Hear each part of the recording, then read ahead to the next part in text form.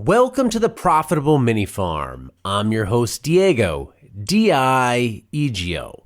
If you haven't tuned into the show before, what's the show all about?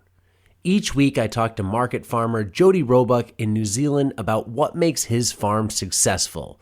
For a large part of the show, we're focusing on the in-the-field operations, planting, harvesting, and processing. But sometimes we'll branch off into the business side of things. And that brings us to this week's episode, because this week, it's all about selling to retail, to stores. Jody's going to talk about why he decided to do that, how it works, and his unique system of having a cooler that's branded in each of the stores that he sells to. Hopefully this one will get you thinking and give you some ideas on how you can get your crops into retail stores in your area. But before we get into today's episode, a word from our sponsor. Today's episode is sponsored by Paper Pot Co. Paper Pot Co. is your source for all things productivity when it comes to farming. From the Jang Seeder to the Paper Pot Transplanter, Paper Pot Co. carries all sorts of tools to make your life on the farm easier by saving you time and labor on tasks like seeding and transplanting. Learn all about the tools we have to offer at paperpot.co. Now, let's jump right into the episode. It's Jodi Roebuck on selling to retail. At this point of your farm business, what percent of your sales are coming from retail? It's changed each year, and COVID really changed it, but currently we're 80% retail, 20% restaurant. How would that have compared when you first started? Where was that percentage at then? When we first started, we were just cutting our teeth. We were at 2 farmers markets, and we had 1 restaurant and 1 retail store. And then moving forward each season, we kind of took on another restaurant, another retail store each season. Maybe we took, on average, if I just average it, 2 new restaurants a year and a new retail store each year. And then COVID, we took on the supermarket. And I probably mentioned this already, but when we started, we were advised not to, but we ignored that advice. And we approached all our restaurants in town. We just turned up with free samples, and nobody ever ordered from us. And really quickly, we set up a fresh list, which is what we currently have. Tanya was managing that, which meant I had to go around the field and itemize what we had. We put that up as a live document. We could see that restaurants were viewing it, but never ordering. Initially sending out that fresh sheet, you can see people viewing it. People aren't buying. What next? Business coach. Best thing we ever did. Yep. I'm really big on investing in good advice, and we're still doing it today. We've got a financial coach now. So the business coach had been in agriculture, and he was also coaching a lot of the businesses that we're now working with. So he connected us. That's how we started with our first retail store. And I'll be super honest, I was really nervous about it. I kind of thought, this is the big deal. The Food Act, we weren't registered with it then. And long story short, retail's just been the best thing we ever did. And it's so cool working with great businesses that align with our values, great people. We work super hard to bring as much value as we can to their business. And really quickly, our goal is to bring as much value to the businesses we work with in many ways. Like, we tour them on the farm, we host their Christmas work parties, we give them returned items that are still good for another week. So, we give our returns, we're giving to front of house staff. And I'm hearing this because I'm the delivery person. I'm hearing all the time on the floor in shops and even the supermarket that people are changing stores because we're there. And so that brings a huge value, for instance, to the supermarket. If someone's coming in just to buy our product and they're doing their complete grocery store shop at our supermarket, our store owners just love that. If you think about those early conversations you had with that business coach, One takeaway is, hey, connections are everything, right? And so they were able to connect you directly with a potential customer who then became a customer. What else did they have in terms of advice for working with commercial customers? He directed us towards this, I guess, principle that by stocking our items, so in retail, we have our own fridges, they're ours, that they've all been supplied for us. We branded them, and we can supply any item that we produce. The fridges cannot be empty. That's kind of, goes without saying. So the thing that's really working and that Craig Haddle could see in the early days was it just becomes super convenient for the customers, and our items are complementary. With the fridges that you have, can you explain a little more how that works? We've been lucky that we've got three retails and a supermarket. All of our stores have supplied the fridge for us, and it's only our product in the fridge. And then we branded it, and then and I'd like to jump to the demographic of each of our stores before we move forward. This is my starting point now when we look for or when we negotiate with a new outlet too. Your storefront should really understand their demographics really well. So, and I'll run an order of the stores that we picked up. So we're at the independent fishery. They're called Egmont Seafoods, and they're the only independent fishery within 8 hours drive 4 hours each way. So between Auckland and Wellington, they're a 30-year business, family business, 26 employees. They do wholesale. They supply the restaurant industry. They do some export, and they've got a storefront, a walk-in shop. And so the demographics here, they're open Monday to Saturday lunchtime. They get busier as the week goes on. Their quietest month of the year is September, and they have 1,400 walk-in customers a week. 60% of them are mums and dads shopping, for family, for dinner. 20% are retired people, and 20% are ethnic. And the average spend is $25 on fish, and they have a super wide range. And we work with them to understand if the customers are spending $35, then they're definitely buying our products as well. So we wanted to increase our microgreen sales here, so we did a giveaway for the second half of the week. Everyone that spent $25 of fish got free microgreens. We did this in summer when they're growing 6 days, and the following week we saw a lift in our sales just straight away. Once people have tried a good product, they generally come back for it. So that's the fishery, and we're nearly 5 years since we've been there. We've got a full vertical fridge. It's a single fridge, and there's probably 6 shelves in it. And they communicate with me by photographing the fridge and sending me a text image, so I know exactly what's going on. I used to ring them, and they used to count product. It's just super easy to take a photo, tells them, speaks 1,000 words. And Rachel from there texts me, we've been hammered, and I get this image of the fridge, and they're the closest outlet to us. If I need to, I can just drop down there within 5 minutes to keep them stocked. That store, would you call it a boutique store, a premium store? Think of the most expensive high-end grocery store that you can think of in New Zealand, call that a 10. I would guess that they're sitting at a 6.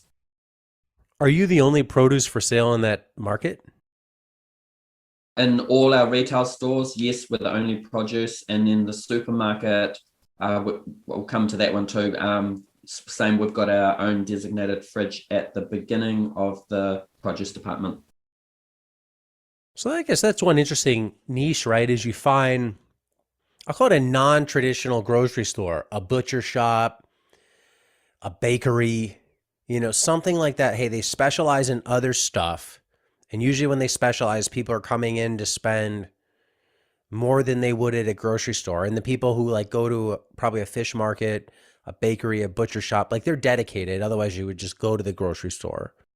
And trying to get in there, I like that idea.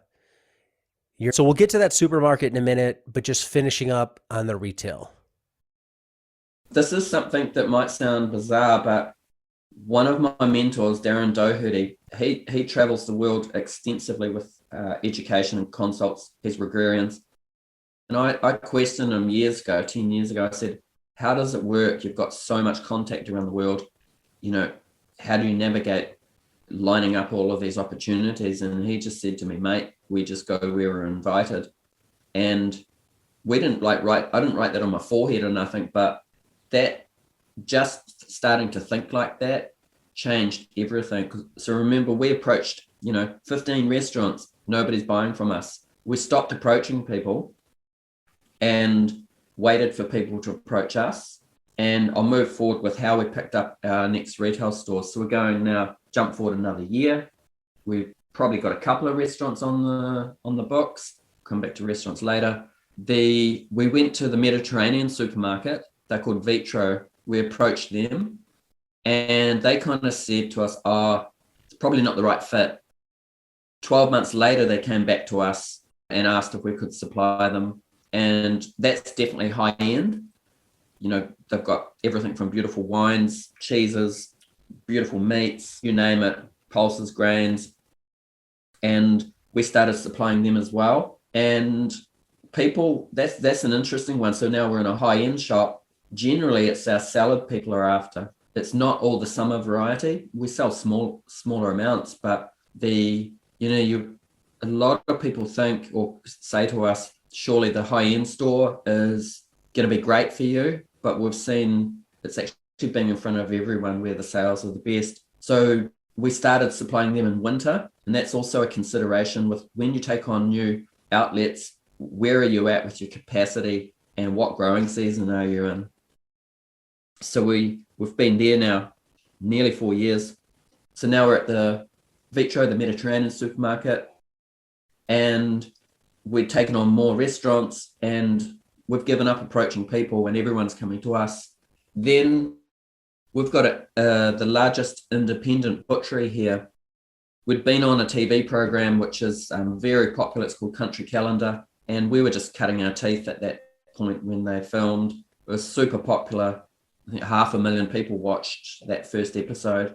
And so I went into TLC Meats and I knew Tony by name and I introduced myself as a customer and just brought a heap of meat.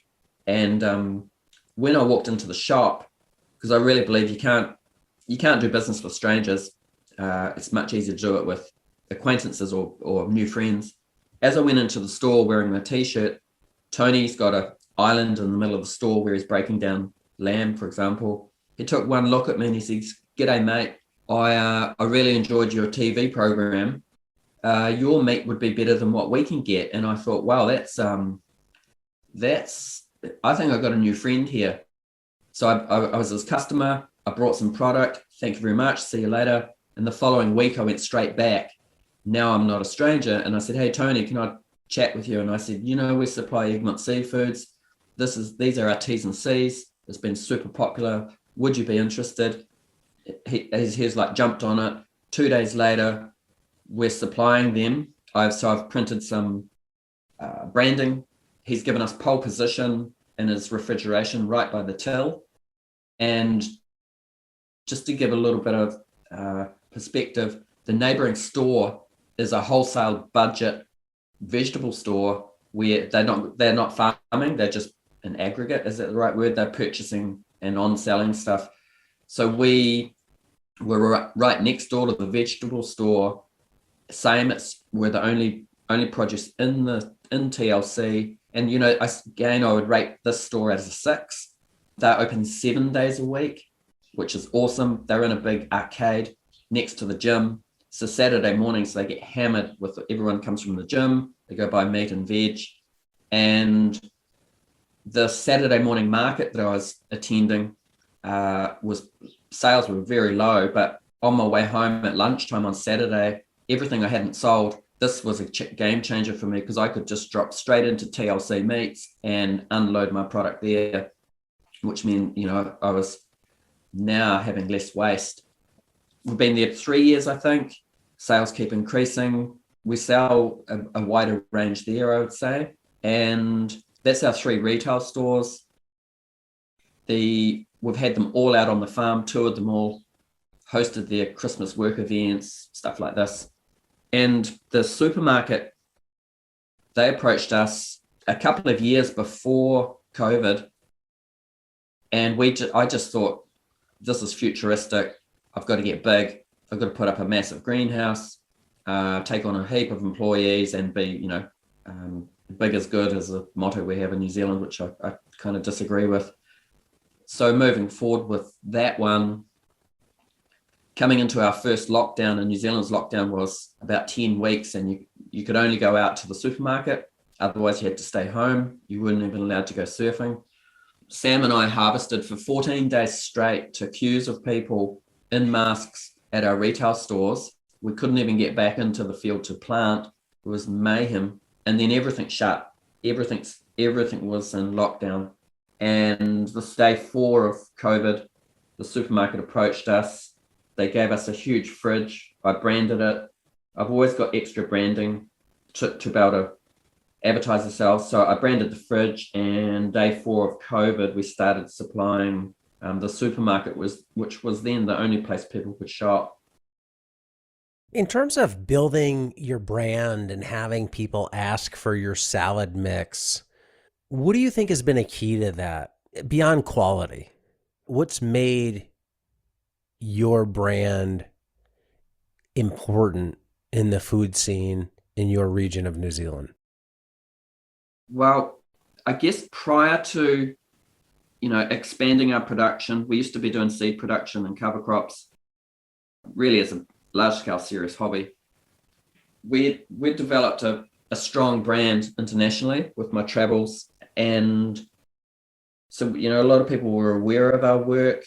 The back home here, once we started the market garden, this is my hometown. That's where I grew up.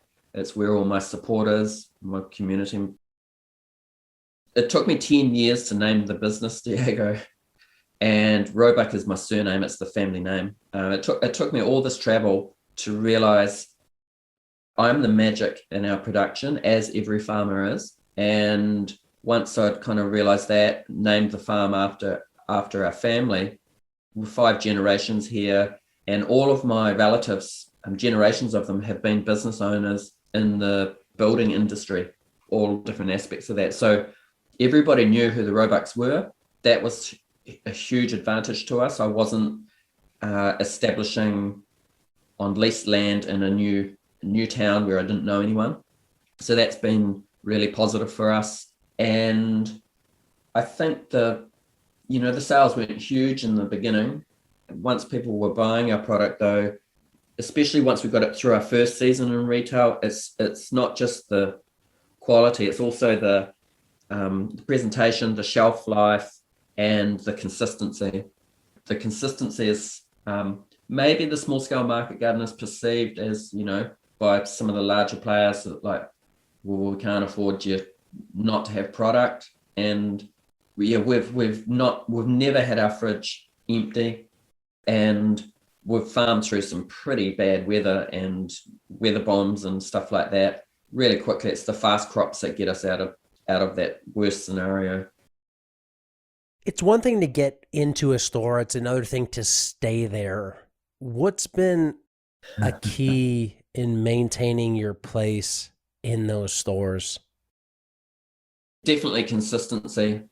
And part of that, that's everything we do on the farm, but everything post-harvest and marketing and stocking fridges, I think it really comes down to communication, building that trust, and also the understanding with the people you work with. Before we even supplied the fishery, they brought all front of house and their management team out to the farm. We had a lunch and we toured them around the farm. So that's a huge advantage to us, because they understand how things work. They know what it looks like. It takes the unknown away, and they can communicate that at front of house with their customers too. Like, people might be asking questions like, Do they use sprays? Where is the farm? When will they be back on deliveries? And the delivery part, and it's the same for restaurants too, there's a lot of communication going on. If I'm away for a weekend event, I'll stock them heavily on the Thursday, and I'll let everyone know on deliveries, I'm out for the weekend, the fridge is packed full, I'll be late back on Monday delivery. Or, for example, I can say, well, we're harvesting over the weekend, I'll be back first thing Monday morning. One thing we never want is a customer to come into our retail store primarily to buy our product and accompany it with some fish or quality meat, and our fridge to be empty, and for them to be let down as a customer, and then for them to put that inquiry or even pressure onto our front of house retail store, like, where's the product? When will they be back? And so at the very worst scenario, if fridges are low, my front of house understand he'll be here by 2:00, stuff like that. So communication is just really big, and building those relationships with people. I think that's the reason, we will have longevity in our stores. And my kind of moving forward, my goal is for the rest of my farming career to be in these same stores. I would like to look back when I'm on the Zimmer frame and be super proud that we supplied these stores for, multiple decades. That's kind of my measure of working with great people, being the success. Given your experience with getting a fridge into these small retail outlets, if somebody wanted to do that in the States, how would you suggest they bring that up? What are the points you'd want to highlight to a retailer? I think the points to highlight are the value you can bring to their storefront, the convenience, they don't have to shop at lots of different outlets, and the quality. Another point is we'll make this as easy as possible for you. You just give us the space. It'd be great if you could provide the fridge, but in some cases I could see, hey, it'd be worth doing even if the farmer had to provide the fridge. And all we need you to do is take a photo, a few times a week, and we'll come back, restock it, make sure it's full. If there's customer issues, we'll make it right. So it's really them trying to value add some of their store space, the square footage they have in their store, and they're trying to bet, I guess, on you versus something else they could put in that little 6 square feet. Yeah, like the fish shop, they have lots of other items in frozen and in the freezer. They have eggs, they have spices, they have free lemons to go with the fish, and they have frozen chips, stuff like that. Our fridge, and I guess this is part of the retail too, that our fridge, the sales are consistent, but we can just get hammered. Like our fridge at the fish shop can get completely cleaned out in 24 hours, or it can be slightly quiet. Generally, when the weather's beautiful, fishing's a bit easier. They have more fish in store, and our sales are higher. The other thing with now having the 3 retail stores in the supermarket is if we do have a quiet spell, I can go across town, remove product from a store that's closing, let's say Saturday lunchtime, and I can go put it into one of my stores that's open 7 days.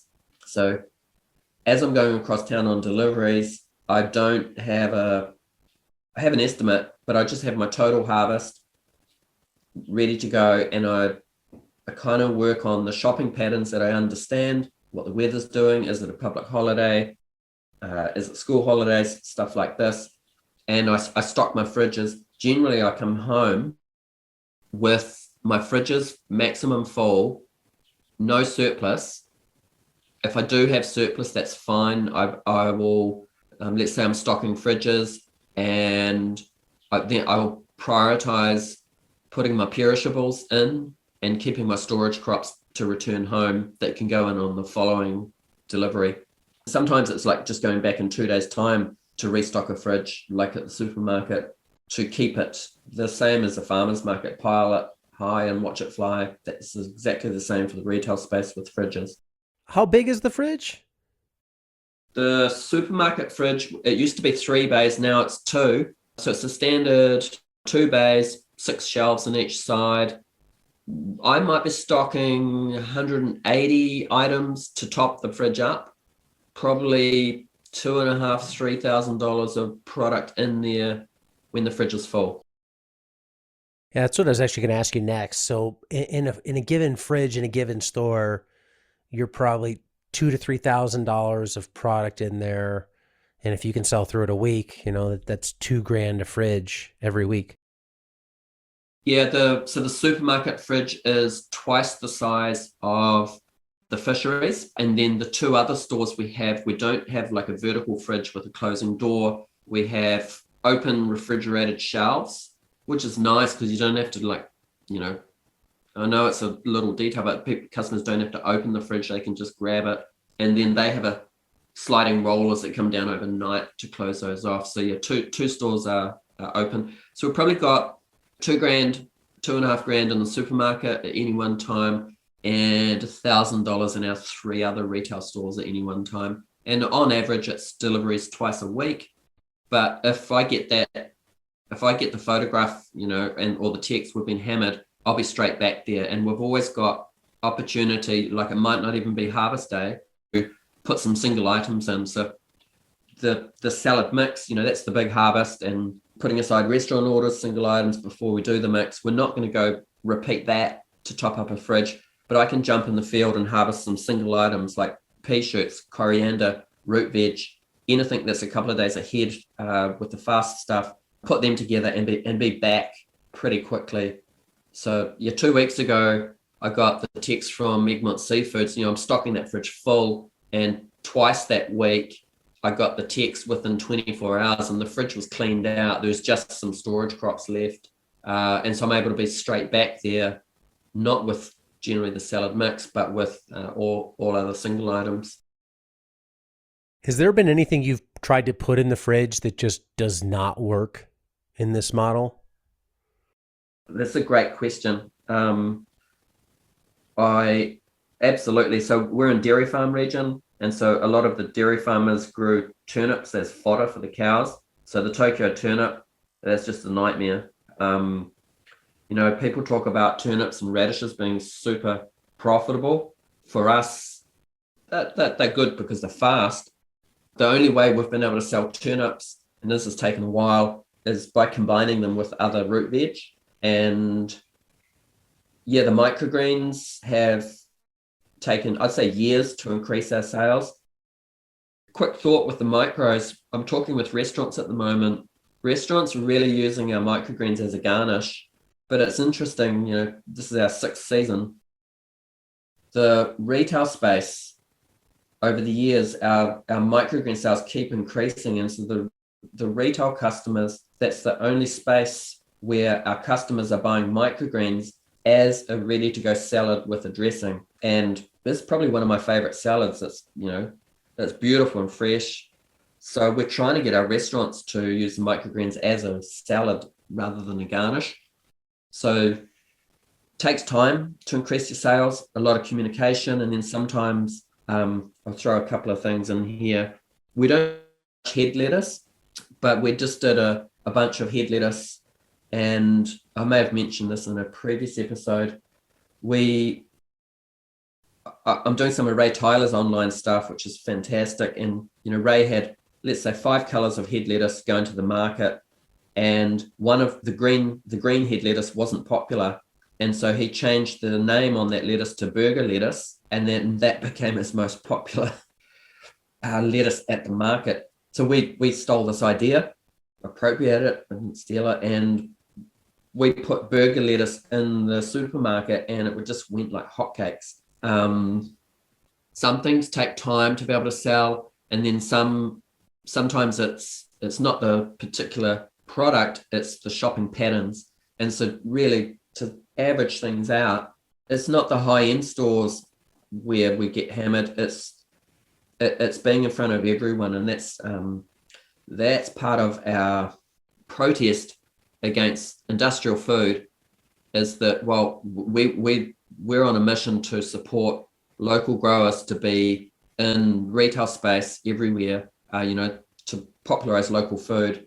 And I think being in the supermarket, it's just been amazing seeing the response. When I train a new grower, the first thing I do after harvest is take them on the full deliveries so they can see all of our outlets, how it all works, who we're working with, and they're pretty taken back. We kind of get treated like rock stars, and we're definitely thanked by our retail customers that we're meeting as we're stocking our fridges.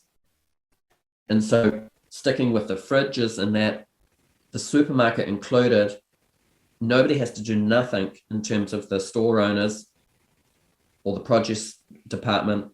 I stock and rotate our fridge. I make it look, full and abundant all the time. And by me working the stock rotation, we have very little returns. And I speak with a lot of growers getting into the retail space where they may deliver salad mix in bulk, and then the store will package it and present it, and they have some issues there. So everything's branded. All our packaging has our brand on the front, so it's obvious it's ours. It's not going to get lost and mixed up with other stuff. And by me being the delivery person, there's not ever going to be old salad mixed up at the back of the fridge, for example. And the presentation, I maximize each shelf, and you just get to learn your fridge sizes, your product you're putting in, how many in a row, how to maximize the fridge so you can get as much in there as possible, or if you're a little light, to still make the fridge look full and abundant. I really enjoy the deliveries. Once Tanya's full-time, my partner's full-time on the business too, she'll probably take over the deliveries. I went into one of our restaurants once. The restaurant we do the largest sales to, I've got a trolley and I'm walking in multiple crates to all of my stores and also to this restaurant called Social Kitchen. I come in for deliveries and the business owner says to me, Jody, why don't you just employ a kid to do deliveries? And I was like, Karen, because then I don't see you and I don't get the updates and you don't see me, and we don't build we don't keep the strength between our businesses going. So it's a key part for what we're doing is the delivery. When you put something in the fridge at one of these shops, are you picking the price or does the retailer pick the price? No, we set the price, and we've never put our price up since we started. At this point, what's the limit to expansion? Is it there's no more stores that would fit? Is it you can't keep up with production for the stores you do have? Or, hey, we're just content doing what we do? I'm keen to push the envelope on our total land area, which is probably 3/4 to 1 acre. We're not there yet. My take with it is our limitation is not the volumes we can grow, it's our market space. And so our stores we've had for 3 to 5 years, sales keep increasing. If we can take on another supermarket, we just lift the volumes on what we're doing. And if we dropped all our other items that we grow and just become a mixed salad business, the potential's just untapped. Like if we were an acre of salad, and let's say we had 3 more supermarkets, that's going to be a much more profitable gig for us than bunching coriander, spring onions, pulling carrots, training cherry tomatoes all summer, cukes. And same kind of look to really simplify it too. I'm not interested in folding the farm and going big with microgreens and doing whatever 2,000 trays of micros a week. I really like the mixed activities on the farm. We're not doing anything too long before it's time to switch to another job. So the micros are great for us. Not interested in just becoming just a microgreen business. So yeah, to come back to that question, the biggest opportunity is as your sales, your market streams. There you have it, Jodi Roebuck on selling to retail. If you enjoyed this episode, do me a favor, take a minute and leave a review on iTunes. Your time, your review matters when it comes to the show, so please take a minute and leave a review. If you want to learn more about everything that Jody's doing on his farm, you can check him out using the link below. And if you want to learn more about some of the farm tools we have to offer, check us out at paperpot.co, also linked to below. That's all for this one. Next week, we'll be back with another episode with Jody. Until then, thanks for listening. Be nice, be thankful, and do the work.